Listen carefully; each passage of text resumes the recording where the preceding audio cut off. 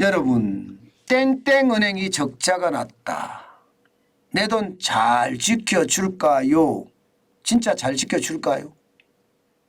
여러분, 이것 한번 보시죠. 땡땡은행이 저축은행입니다. 2023년 1분기 79개 저축은행 적자 추정액입니다. 지금 적자 추정액은 800억 달러 정도, 800억 원 정도 생각합니다. 800억 원. 뭐 얼마 안 되네 이렇게 이야기할 수는 있습니다. 그러나 여러분, 추세적으로 봤을 때는 야, 이거 뭐지? 이런 생각을 확 들어오게 합니다. 여러분, 이거 한번 보세요.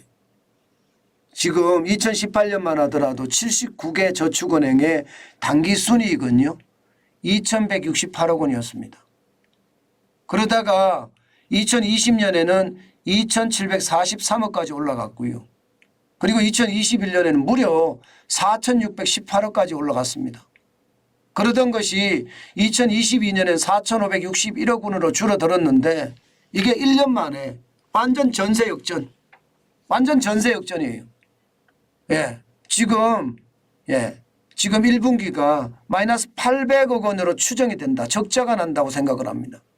그러면 적어도 말입니다. 1분기에만 지금 저축은행은 79개 저축은행은 기본적으로 말입니다. 5천억 넘게 지금 작년에 비해서 돈이 안 들어온다는 이야기잖아요. 괜찮을까요? 야, 저는 이거 보면서 진짜 괜찮을까 이런 생각을 할 수밖에 없는 거예요.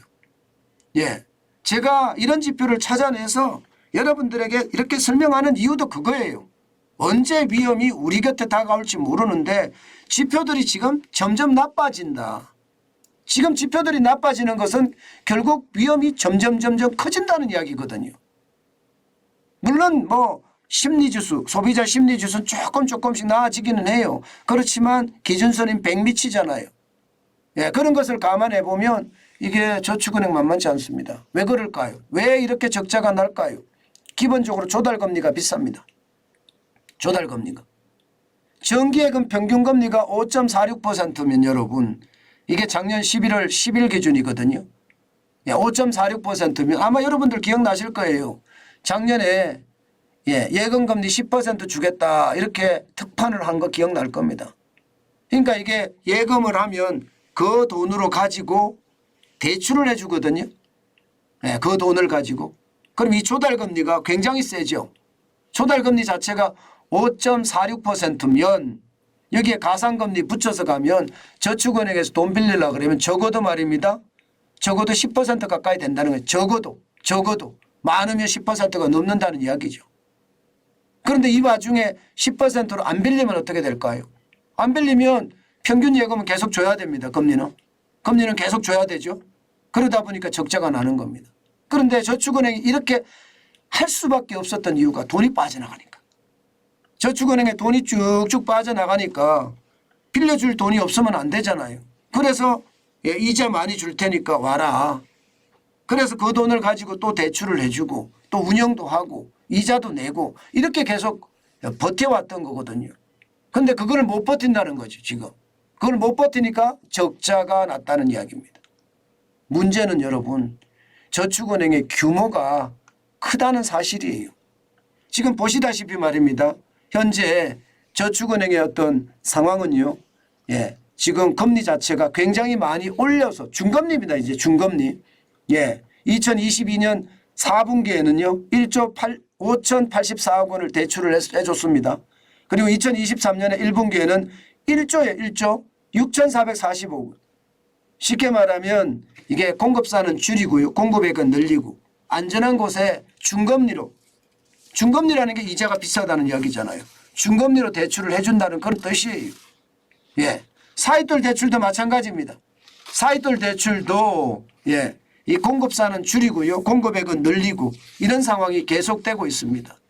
지금 작년 4분기에 1,885억 원을 대출을 해줬다면 2023년 1분기에는 1,984억 원을 대출을 해줬거든요. 공급사는 15개에서 12개로 줄였습니다. 자, 여기에서 이제 문제가 되는 게 있습니다. 지금 보시는 것처럼 공급사를 줄였잖아요. 공급액은 늘리고요. 이것은 거꾸로 말하면요. 대출을 안 해준다는 이야기입니다. 신용이 나쁘면 나쁠수록 대출이 안 해준다는 이야기. 또 다른 이야기도 될 수 있습니다. 예, 이게 신용이 나쁜 사람들 대출 회수를 빨리 한다는 뜻도 있습니다. 대출 회수도. 그러면 대출도 안 해주고 회수는 빨라지고 내가 살아야 되니까 할 수밖에 없죠. 그런데 그 규모가 어마어마합니다. 여러분 보세요. 저축은행의 대출 잔액 추이가 2022년 기준으로 114조 1890억 원이나 됩니다. 굉장히 높죠. 2017년에 51조 2237억 원에 비하면 무려 말입니다. 122.92%가 늘어났습니다. 예, 62조 9653억 원. 자, 여러분 이런 거를 볼 때마다 저는 제가 화가 난다고 자꾸 말씀을 드리는데 이게 문재인 정부가 얼마나 망쳤는지를 보여주는 단적인 지표입니다. 오죽했으면 여러분 지금 빚으로 빚을 막는다 이런 얘기가 나오겠습니까? 경제를 엉망으로 했기 때문에 지금 문제가 엄청 됐습니다. 제가 그랬잖아요. 문재인 정부는 반드시 역사에서 평가할 때 경제를 망친 첫 정권이다 이렇게 이야기할 겁니다. 어느 정권도요 경제를 이렇게 망친 정권은 없습니다. 뭐 김대중 정권이든 아니면 노무현 정권이든 이명박 정권이든 박근혜 경제를 이렇게 망친 정권은 없어요. 완전히 망쳐버렸죠. 게다가 사회의 갈라치기는 얼마나 심화시켰습니까? 정신적 내전 상태라는 이야기가 이게 문재인 정부에서 나왔습니다. 그 정도로 말입니다.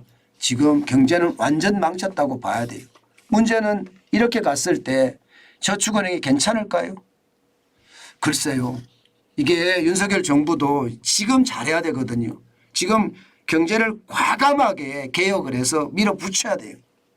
지금 눈치를 볼 수 있는 시간이 없습니다.